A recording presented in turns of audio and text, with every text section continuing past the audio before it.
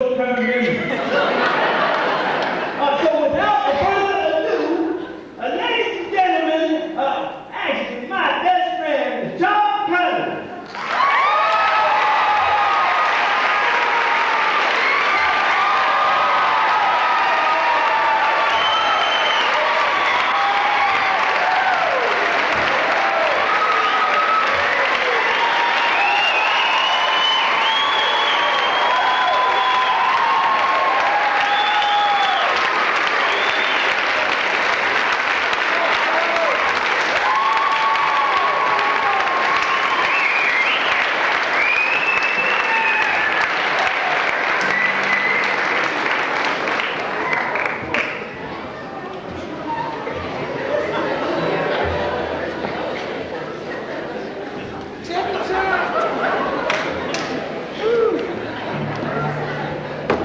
Do we got power? Wow. Never would I have expected this many people.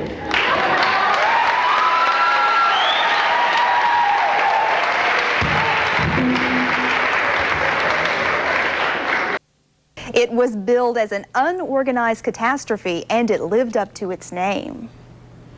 Well, I'm live at the Grandin, and I don't know how to sing.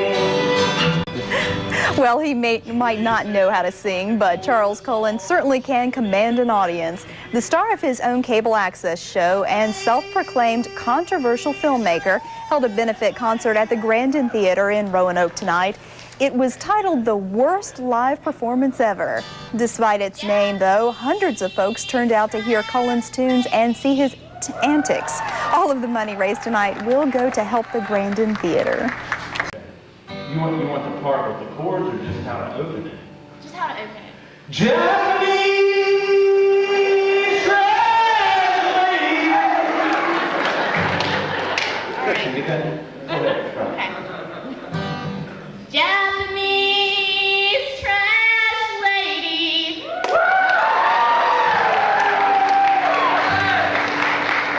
Good. Go ahead. I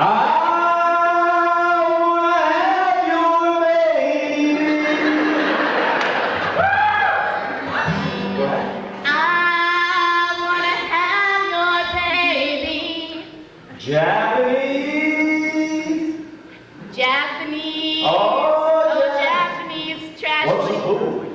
the Japanese. Oh, Japanese. Trash lady.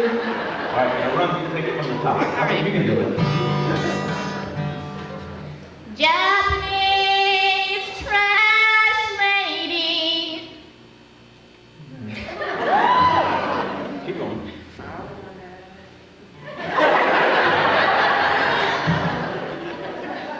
You're good, you got it. Okay. I don't remember the rest. What's written right there? All right. This is harder than the symphony, isn't it? Yeah. 1, 2, 3. At the beginning? Yeah. Japanese trash lady. I want to have your baby. Japanese, oh Japanese trash lady.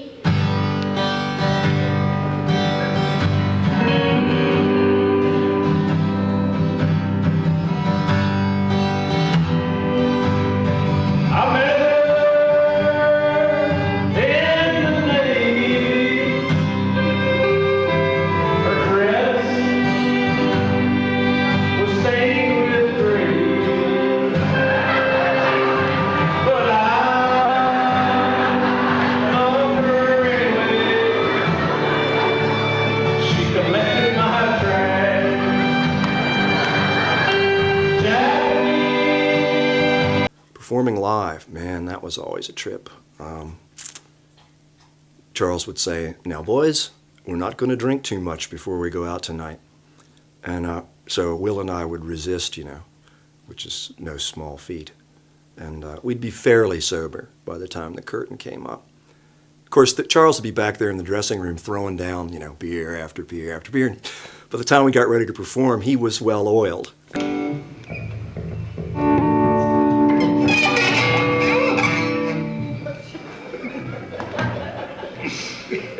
There's a puppet here. It's rock and roll, baby. It's rock and roll.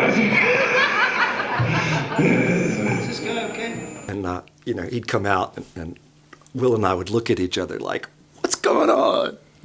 We're being good, and look at him. I mean, he was in charge of everything, but he had written out this list of things we had to do, you know.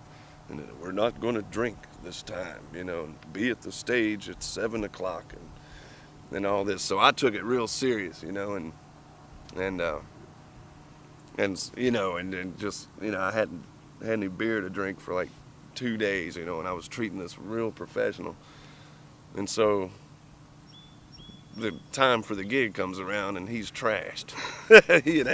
And it seems it's a big party. First thing we do is we make the mistake of like bringing on a big bucket of beer on stage. That's the first mistake we make, and we make it all the time because it's supposed to be fun. But by time limits, and not so much time limits, but when you're putting a show together, things have to happen at certain times.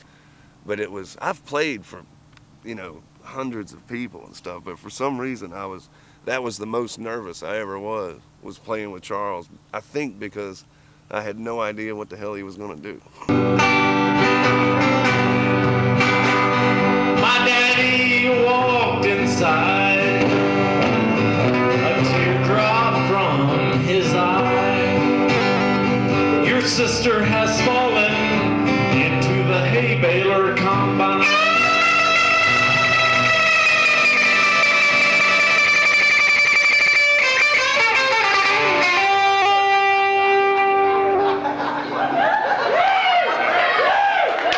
When Johnny found the crack pipe on the road.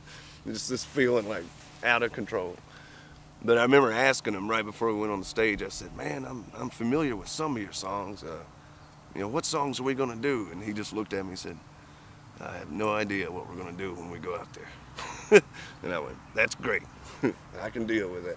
And through the middle of the day, night train express as the sunset, and then I sing about monkeys that are gay.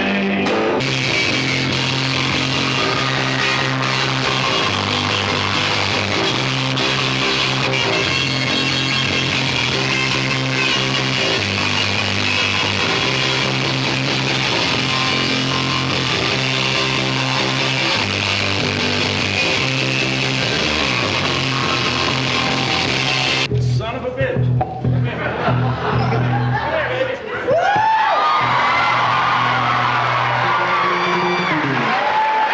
You know, it's just that comfort of doing anything in front of others. And I think the fact that Charles has that ability to do anything in front of others, whether it's good or bad or is talented or untalented, just that ability to make people enjoy themselves. Thank y'all for coming out.